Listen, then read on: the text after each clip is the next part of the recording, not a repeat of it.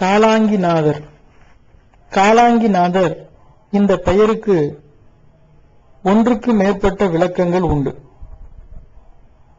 அங்கி என்றால் ஆடை என்றும் அணிவது என்றும் பொருள். காலாங்கி என்றால் காலத்தையே ஆடையாக அணிந்தவர் என்பார்கள். இல்லை இல்லை, அவர் காலாங்கிநாதர் இல்லை, காலங்கிநாதர். அதாவது காலம் என்றால் கருமையானது என்று பொருள். அப்படிப்பட்ட கரிய நிறத்தையே ஆடை போல உடம்பு முழுக்க பெற்றவர் என்றும் கூறுவர் சிலர். இதுவும் பிழை. எப்பொழுதும் ஒருவர் நாதர் என்று தன்னை குறிப்பிடுகிறாரோ அப்போதே அவர் ஒரு குறிப்பிட்ட இறை அம்சத்துக்கோ இல்லை தன்னை கவர்ந்த அம்சத்துக்கோ தன்னை இனியவராகவும் அடிமையாகவும் ஆக்கிக் கொண்டவர். அப்படி பார்த்தால் காலாங்கி எனப்படும் சிவாம்சத்துக்கு தன்னை அடிமையாக்கிக் கொண்டு காலாங்கி நாதரானவர் அவர் என்பார்கள். உண்மையில் அவர் பெயர் காரணம் துல்லியமாக விளங்கவில்லை. தனது பெயர் காரணம் பற்றி எங்கும் அவர் கூறவில்லை. காலாங்கிநாதர் தனக்கான ஜீவன் விடுதலை குறித்து தான் பெரிதும் சிந்தித்தார். ஊரையும் உலகையும் வழிப்படுத்த வேண்டும், அதற்கே நமக்கு இந்த ஜென்மம் என்றெல்லாம் அவர் எண்ணவே இல்லை. ஒவ்வொரு தனி மனிதனும் தன்னை கடைத்தேற்றிக் கொண்டாலே போதும், சமுதாயம் தானாக மாறிவிடும் என்பதற்கு ஒரு முன்னுதாரணம் போலவும் காலாங்கிநாதர் விளங்குகிறார் எனலாம். இவரது குருநாதர் திருமூலர். சீடனை பல விஷயங்களில் கடைத்தேற்றியவர். காலாங்கிநாதர் பேச்சை விட கேட்டால் பெரிதென்று எண்ணியிருந்தார்.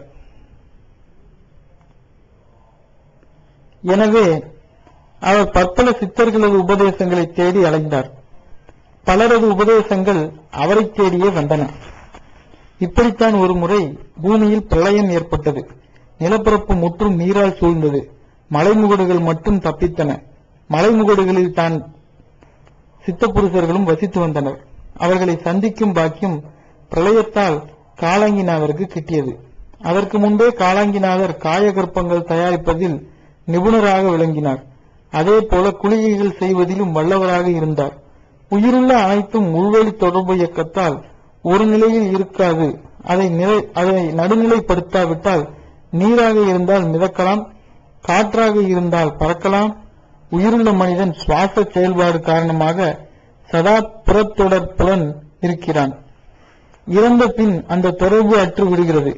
இதனால் எத்தனை திடமானதாக அவன் உடல் இருந்தாலும் மிதக்கிறது. அதற்கு முன்வரை திடமற்றதாகவே இருந்தாலும் மூழ்கித்தான் போகிறது.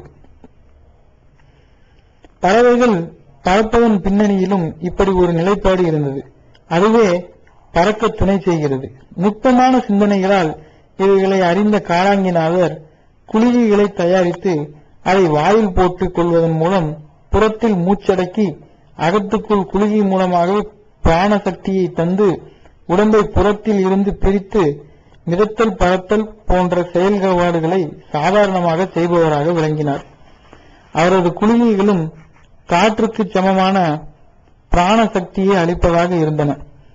இதனால் சித்தர்கள் பலர் காலாங்கிநாதரை ஒரு விஞ்ஞானியாகவே பார்த்து வியந்தனர். பிரளய சமயத்தில் மலை உச்சியில் இருந்த சித்தர்கள் காலாங்கிநாதரின் குளிகை ஞானத்தை அவர் வாயாலேயே கேட்டும் அறிந்தனர். அப்போது தானறியும் அனைத்தையும் பிறருக்கு கொடுக்கவே என்கிற ஒரு தர்ம உணர்வை அவருக்குள் விதைத்தனர். நீ அறிந்தது எல்லாமும் கூட பிறர் கொடுத்த ஞானத்தால் தானே என்று கேட்டு அவரை கிளறிவிட்டனர். அப்படியே மலைத்தலங்கள் ஏன் சித்தர்கள் வாழ காரணமாகிறது என்பதையும் விளக்கினர். பூமியில் தட்டையான நிலப்பரப்பில் திக்குகள் தெளிவாக தோன்றி 9 கிரக சக்திகளும் அந்த நிலப்பரப்பில் தங்களுக்குரிய பாகங்களில் நிலை பெற்ற பிறகே அந்த மண்ணை பின் அந்த மண்ணுக்குரியவனை ஆட்சி செய்கின்றன. மலையகத்தில் இப்படி தட்டையான நிலப்பரப்பு இல்லை. மலை என்றால் கூர்மையானது என்றும் ஒரு பொருள் உண்டு. காற்று கூட இங்கே குளிர்ந்து விடுகிறது. இயக்க சக்தியான வெப்பமும் முழு திறனோடு இருப்பதில்லை. நீரும் நிலை பெறுவதில்லை. எவ்வளவு மழை பெய்தாலும் கீழே ஓடிவிடுகிறது. மொத்தத்தில் பஞ்சபூதங்கள் இங்கே தங்கள் இயல்புக்கு மாறாகவே விளங்குகின்றன. அடுத்து, கிரகங்கள் கால் ஊன்றி அமர்ந்து சக்தி கொள்ள சரிவான பரப்பில் இடமில்லை.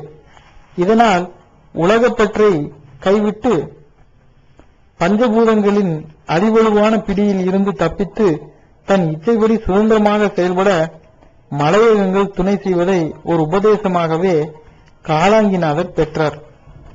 எனவேதான் சிங்கம், புலி போன்ற வலிய மிருகங்கள் கானகத்தை, குறிப்பாக மலை கானகத்தை வலிமையானதாக கருதுகின்றன. தங்களுக்கு அங்கே பாதுகாப்பாக இருப்பதாகவும் எண்ணுகின்றன. மலைச்சிறப்பை உணர்ந்த காலாங்கிநாதர் அங்கே புலிவடிவில் தெரிந்த சித்தர் ஒருவரை இனம் கண்டு கொண்டார். ஒரு தவசி மான் தோளில் அமர்ந்து தவம் செய்கிறார் என்றால் அவர் புலி போல ஒரு சக்திக்குள் அடங்கி மோட்சம் பெற எண்ணுகிறார் என்பது நுட்ப பொருள். அதே சமயம் புலித்தோல் மேல் அமர்ந்து ஒருவர் தவம் செய்தால் மற்ற அனைத்தையும் அடக்கி அவர் மோட்சம் செல்ல தயாராகிறார் என்பதே நுட்பமான உட்பொருளாகும். பிற காரணங்கள் காலத்தால் பலரது என்ன நுட்பங்களால் உருவானவைகளாக இருக்கலாம். காலாங்கிநாதரும் அடக்கியாலும் புலியானது அடங்கிய நிலையில் சாதுவாக இருப்பதை முதலில் உணர்ந்தார். அந்த மாறுபட்ட இயல்பை வைத்தே அவர் அந்த புலி தோற்றத்தில் தான் புலி, அதன் உயிர் அம்சம் வேறாக இருக்கலாம் என்பதை அறிந்து துணிந்து அதன் முன் சென்று நின்றார். அந்த துணிவை கண்ட புலியும் சித்தபுருஷராக தோன்றி காலாங்கிநாதரின் பட்டறிவை பாராட்டினார். வாழ்வில் பல உண்மைகள் இப்படித்தான் இயல்புக்கு மாறுபட்ட இடத்தில் சில காரணங்களுக்காக ஒளிந்துள்ளன. இவைகளை கண்டறிய தெரிந்தவனை ஞானி என்று உபதேசித்தார். அவர் கருத்து காலாங்கிநாதரை புடம் போட்டது. இந்த உலக வாழ்க்கையை ஒரு வார்த்தையில் கூறுவதனால் மாயை என்பார்கள். மாயை என்றால் இருந்தும் இல்லாமல் இருப்பது என்பதே பொருள். அடுத்து, நிலைப்பாடுகளில் மாறிக்கொண்டே இருக்கும் கடலோரமாய் அலைகள் எழும்புகின்றன.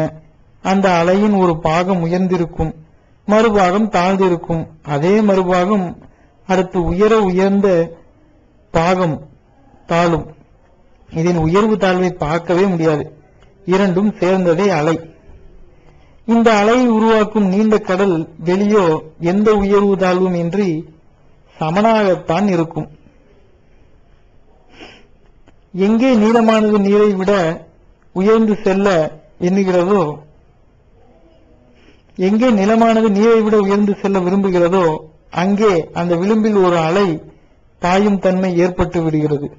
ஆன்மாவும் வாழ்வில் மூழ்கிய இடத்தில் இருந்து உயர்ந்து எழுந்து மூழ்கியதை தவிர்க்க நினைக்கும் போது அங்கே ஒரு பெரும் போராட்டம் எழுகிறது. ஒரு வகையில் அந்த போராட்டம்தான் இயக்கம். அங்கே இருக்கும் வரை இயக்கம்தான். அங்கிருந்து நீருக்குள்ளோ நிலத்துக்குள்ளோ நாம் போய்விட்டால் அங்கே போராட்டம் இல்லை.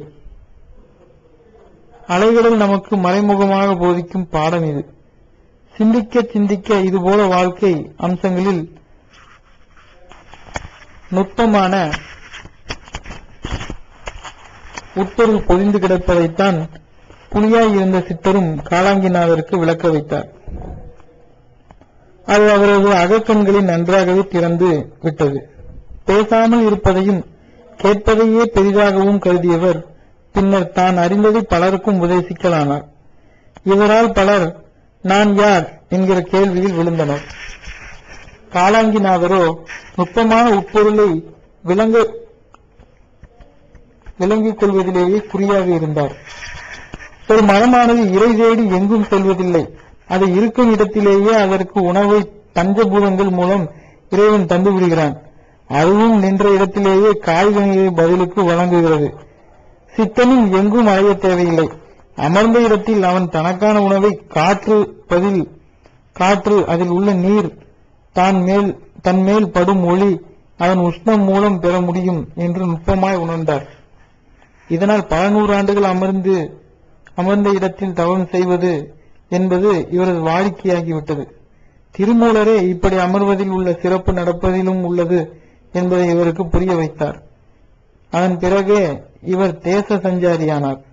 அந்த சஞ்சாரங்களில் ஆமைக்குள் அடங்கி கிடந்த சித்தர் முதல் பட்சி ரூபமாய் திரிந்த சித்தர் புருஷர் வரை பலரை தரிசனம் செய்தார். அவர்கள் எதனால் மானிட உருவம் விட்டு அதுபோன்று உயிர்களாக வடிவம் கொண்டார்கள் என்பதையும் அறிந்தார். இப்படி அவர் தரிசித்தவர்கள் பலர். அவர்கள் தசாவதார சித்தர்கள் ஆவர்.